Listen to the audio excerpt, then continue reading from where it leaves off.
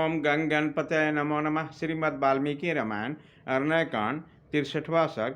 अपने प्रिय सीता से रहित होकर राजकुमार श्री राम शोक और मोह से पीड़ित होने लगे। वे स्वयं तो पीड़ित थे ही, अपने भाई लक्ष्मण को भी विषाद में डालते हुए पुनः तीव्र शोक में मग्न हो गए। लक्ष्मण शोक के अधीन हो रहे थे। उनसे महान शोक में डूबे हुए श्री राम दुख के साथ रोते हुए गर्म उच्छ्वास लेकर अपने ऊपर पड़े हुए संकट के अनुरूप वचन बोले। सुमित्रा नंदन, मालूम होता है मेरे जैसा पाप कर्म करने वाला मनुष्य इस पृथ्वी पर दूसरा कोई नहीं है, क्योंकि एक के बाद दूसरा शोक मेरे हृदय और मन को विदीर्ण करता हुआ लगातार मुझ पर आता रहता है।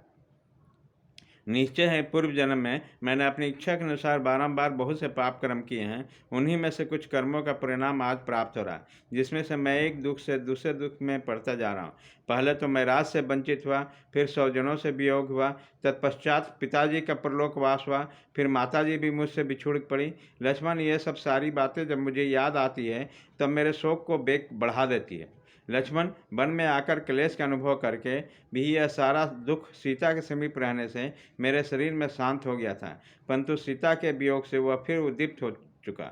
जैसे सूखे काठ का संजोग पाकर आग सहसा प्रज्वलित हो उठती है, हाय मेरी श्रेष्ठ स्वभाव वाली भीरु पत्नी को भी अवश्य राक्षस ने आकाश मार्ग से हर लिया होगा।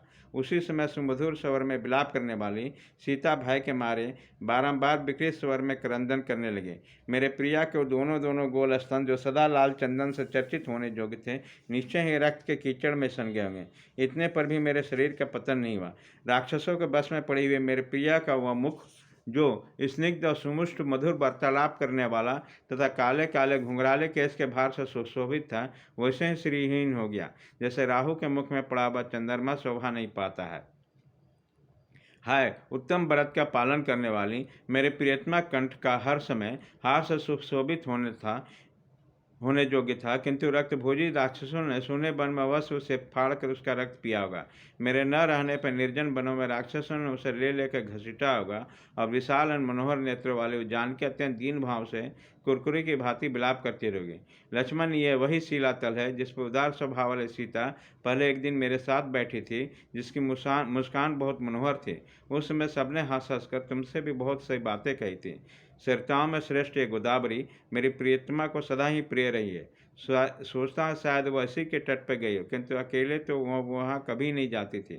उसका मुख और विशाल नेत्र प्रफुल्ल कमलों के समान सुंदर है। संभव है कि कमल पुष्प लाने के लिए गोदावरी तट पर गई है, परंतु यह भी ठीक नहीं है, क्योंकि वह मुझे साथ लिए बिना किसी कभी कमलों के पास नहीं जाती थी। हो सकता है इन पुष्पित वन समूह में युक्त नाना प्रकार के पक्षियों से सेवित बन के भ्रमण में गई है, परंतु यह भी ठीक नहीं लगता, क्योंकि भीरू तो अकेले वन में जाने में बहुत डरते थे। सूर्य, संसार में किसने क्या किया और क्या नहीं किया, इसे तुम जानते हो। लोगों के सत्य असत्य, पुण्य और पाप कर्मों के साक्षी हो।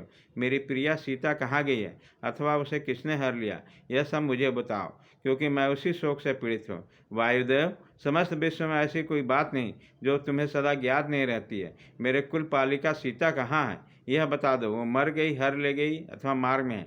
इस प्रकार शोक के अधीन रहकर जब श्री रामचंद्र जी संज्ञासीन होकर विलाप करने लगे, तब उन्हें ऐसी अवस्था देखकर न्यायोचित मार्ग पर स्थित रहने वाले उदारचित सुमित्रा कुमार लक्ष्मण ने उनसे यह समयोचित बात कही।